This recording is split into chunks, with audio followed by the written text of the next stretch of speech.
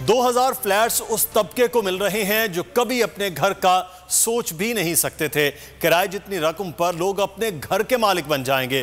वजीर आजम का नया पाकिस्तान हाउसिंग मंसूबे की तकरीब से खिताब कहा, हाउसिंग स्कीम से 30 इंडस्ट्रीज जुड़ी हुई हैं।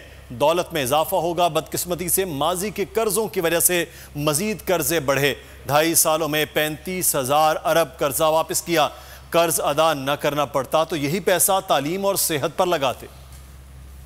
1000 फ्लैट्स मिल रहे हैं उस तबके को जो कभी भी नहीं सोच सकता था कि उनके पास इतना पैसा हो कि अपने घर पे अपनी छत हो। किराए के घरों पे रहते थे और इस स्कीम के तहत जो वो किराया देते थे और या देते हैं उसी किराए के अंदर उनके वो घर के मालिक बन जाएंगे। और हमने कई कर्जे ऐसे ले लिए हैं जिनको बजाय वो वेल्थ क्रिएट करें यानी दौलत में हमारे इजाफा करें ताकि हम कर्जे वापस कर सकें, बदकिस्मती से उनसे मजीद और कर्जे चढ़ते जा रहे हैं। ये जो नया पाकिस्तान हाउसिंग है, ये कैसा प्रोजेक्ट है, इससे 30 और इंडस्ट्रीज कंस्ट्रक्शन के साथ कनेक्टेड है। जो पिछली हुकूमत थी नून लीग, उनके पहले 2.5 साल में जो उन्होंने टोटल कर्जों की किस्तें और सूद जो वापस किया था अपने, उन्होंने 2.5 सालों में वो 20,000 अरब था। हमारे 2.5 सालों में हमने 35,000 अरब कर्जा और कर्जों की किस्तें वापस की।